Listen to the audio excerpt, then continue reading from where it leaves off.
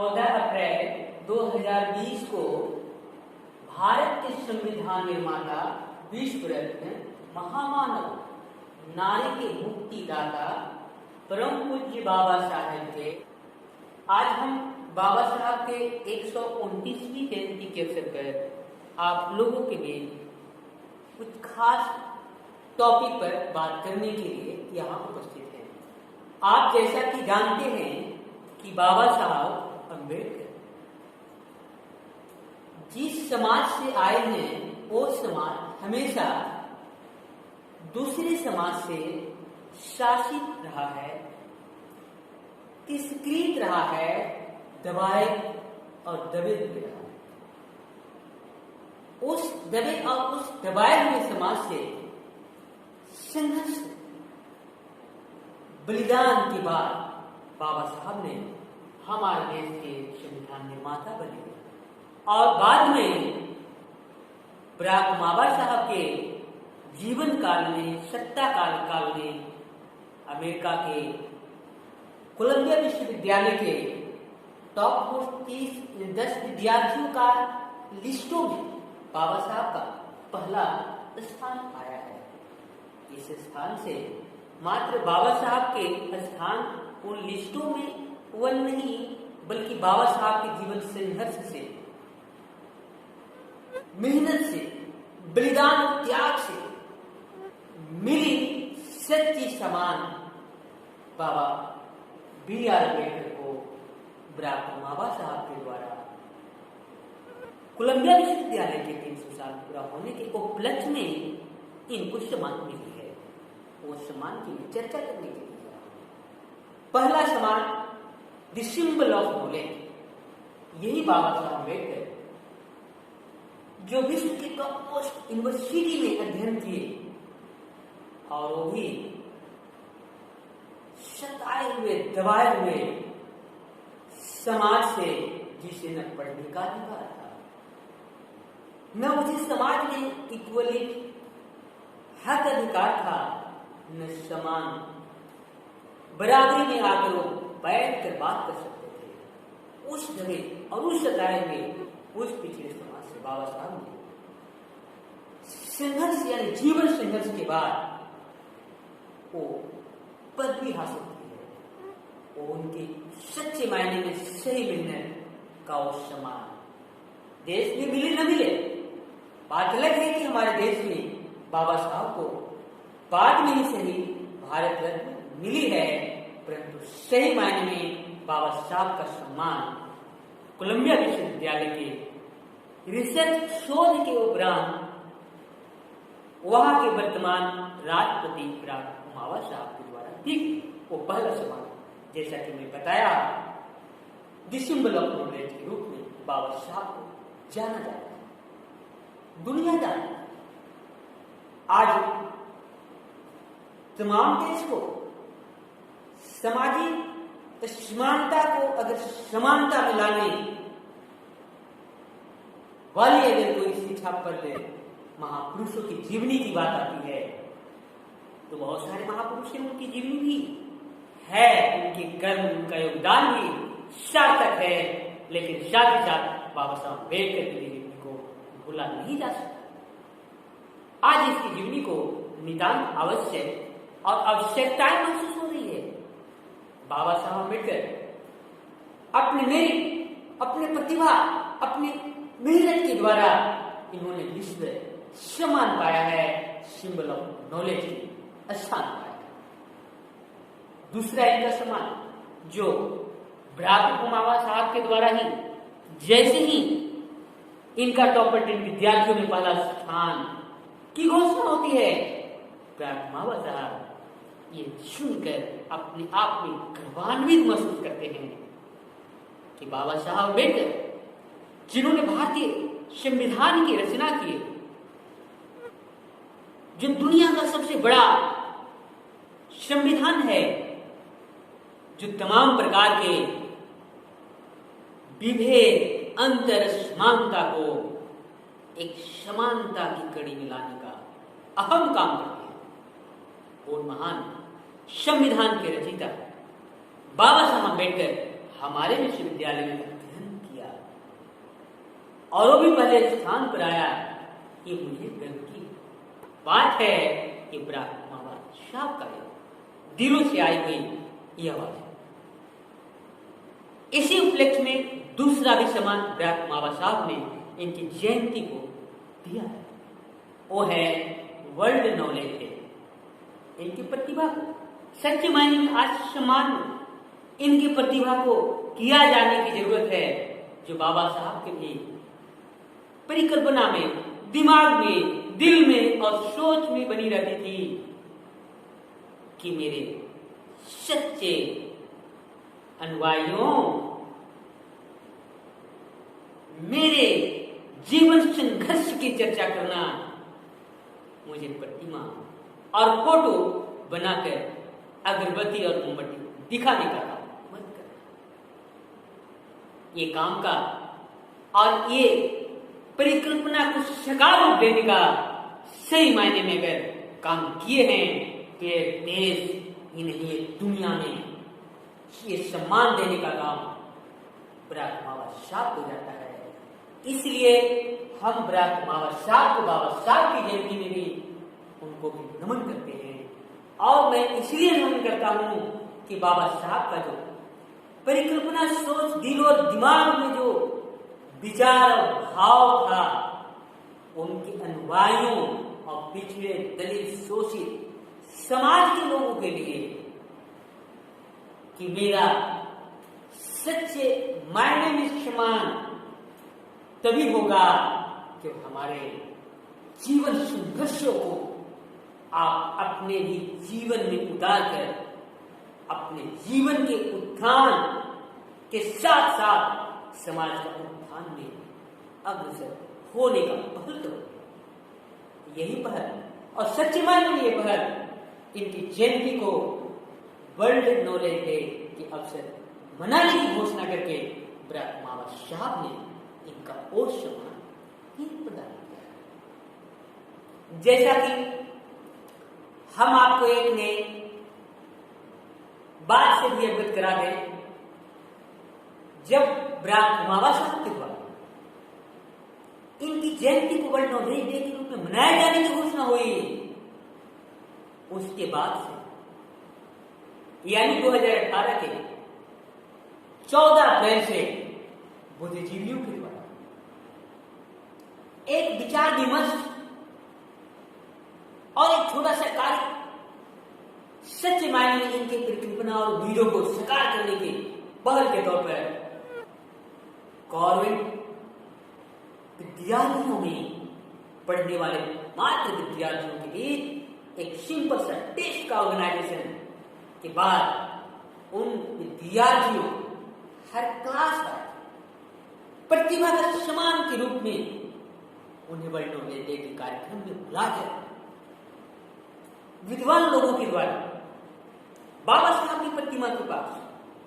कार्यक्रम में समाहित करने के तदुपरांत एक छोटे से प्रोग्राम के कार्यकाल में उनको प्रतिभा सम्मान दिया गया और वो सम्मान सच्चे मायने में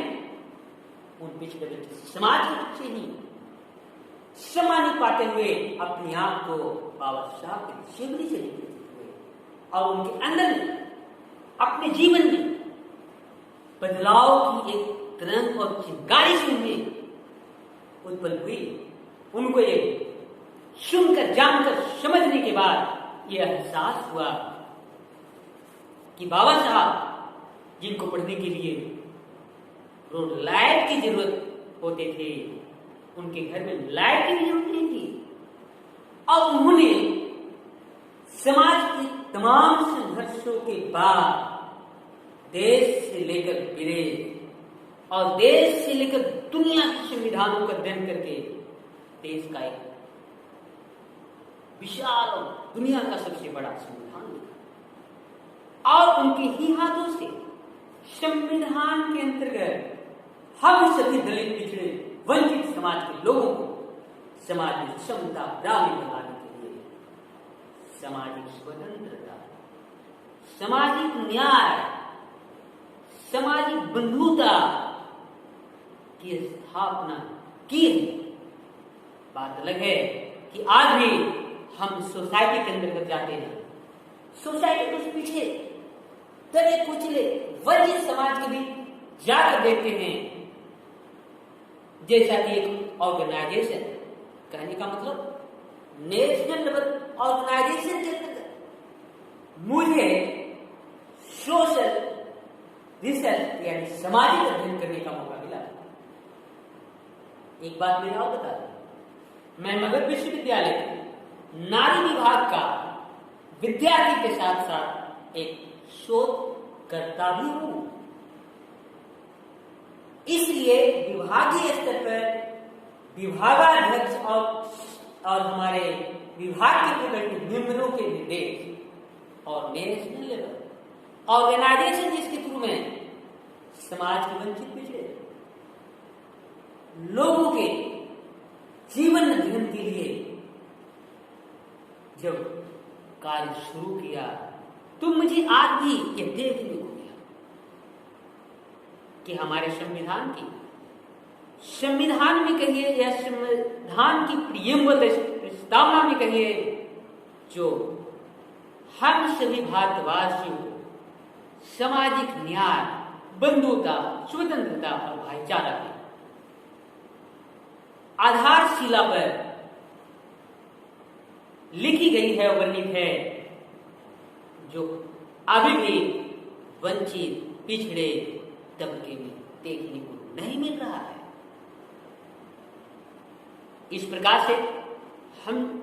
सोसाइटी का दो समूहों की हम बात करेंगे, एक वंचित पिछड़े शोषित समाज और दूसरा उससे उच्च और श्रेष्ठ समाज। इन दोनों समाज की जो गैप था, उस गैप को पाटने, बराबरी पर लाने के लिए हमारा भारतीय संविधान और संविधान के निर्माता बाबा साहब अम्बेडकर जी का परिकल्पना थी, वो आज भी नहीं दिख रहा है। इस प्रकार से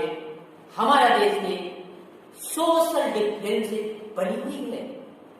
और वो श्रेष्ठ समाज और दूसरा वंचित पिछड़ा समाज। आज भी कुछ ऐसे क्षेत्र, ऐसी जगह मिलेंगे जहां आप देखेंगे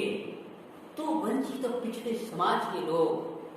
श्रेष्ठ समाज के बराबरी में आने की परिकल्पना नहीं कर पाते। अगर मौका भी मिल जाए तो सामने बराबरी में खड़ा नहीं हो पाते हैं। क्या सोशल डिस्टेंस, ये सोशल डिस्टेंस की बात आज हमारे पूरे देश में हो रही है?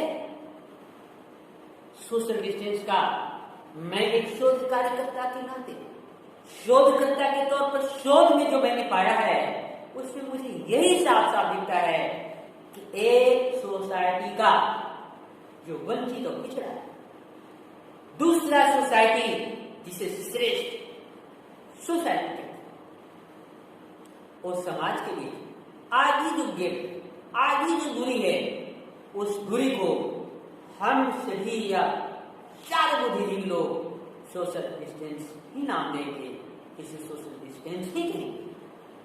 बात आती है ये सोशल डिस्टेंस से क्या व्यक्ति का डिस्टेंस का बोध होता है या एक सोसाइटी का दूसरे सोसाइटी से दूरी बनाए रखने की ये बीच में बड़ी खाई और दूरी बनाने का एक पहल। ये मेरे तरफ से हमारे सारे दर्शक को एक क्वेश्चन है। अब बात आती है सोशल डिस्टेंस में, जब एक समाज का दूसरे समाज से डिस्टेंस को कायम रखने की जब अर्थ स्पष्ट मीनिंग निकलता है, तो आज हमारे देश में कोरोना वायरस जो महामारी देश में नहीं पूरा दुनिया में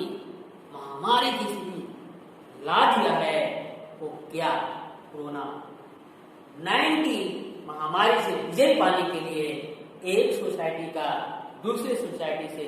दूरी करने मात्र से इस पर विजयी पाया जा सकता है, कोरोना वायरस को हराया जा सकता है।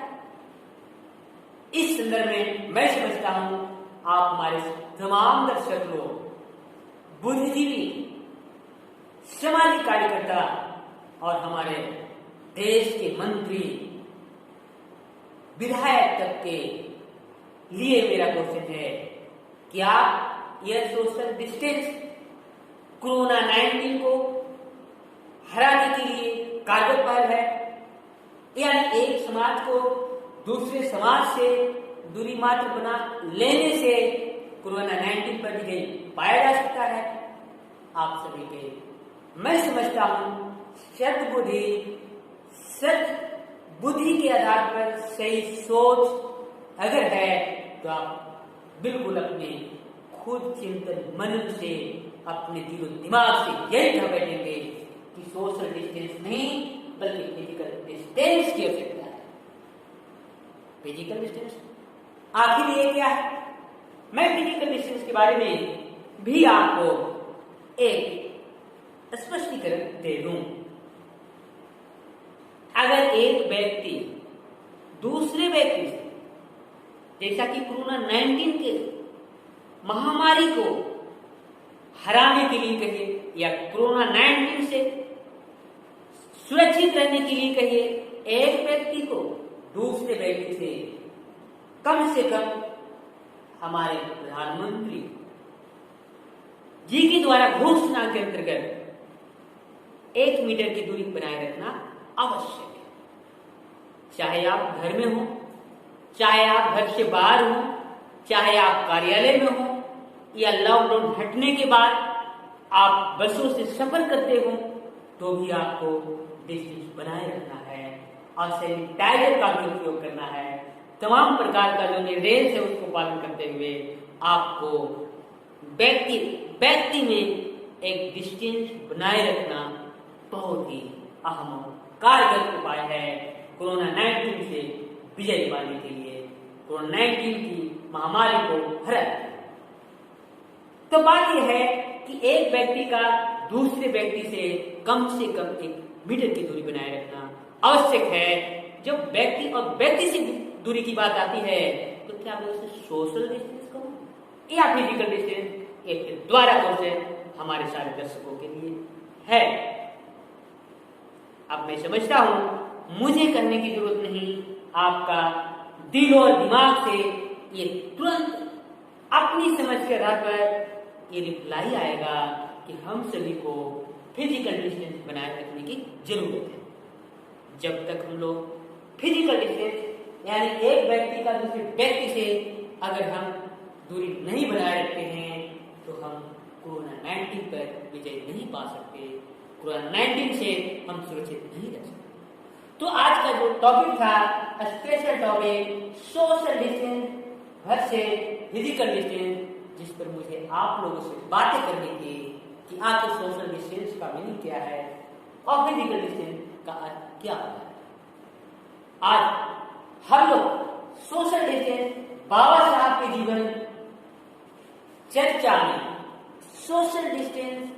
की जो हम लोग सुनते हैं, इनकी लिटरेचर पढ़ते हैं तो यही साफ साफ झलकता है कि एक सोसाइटी को दूसरे सोसाइटी से दूरी बनाए रखना ही सोशल डिस्टेंस है। जबकि वर्तमान परिवेश, वर्तमान स्थिति में हम सभी देशवासियों और पूरे विश्व के लोगों को कोरोना 19 पर अगर विजय पाना है तो फिजिकल डिस्टेंस बनाना जरूरी है, न कि सोशल डिस्टेंस बनाना है। बात अब यहीं पर आप लोगों के बीच आज की चर्चा समाप्त होती है। आपको कैसा वीडियो लगा इसका आप लोग कमेंट करेंगे और कमेंट के थ्रू आप भेजेंगे कि ये आपके समझ, आपके माइंड, आपके विचार से क्या सही है क्या गलत है, मैं इस पर गौर करूंगा। मैं as a department of women study का सोशल रिसर्चर के तौर में शोधकर्ता के नाते मैंने ये अपनी बात आप लोगों को बीच रखा है। आप लोग देखें, सोचे समझें और इस पर कमेंट करना नहीं भूलें।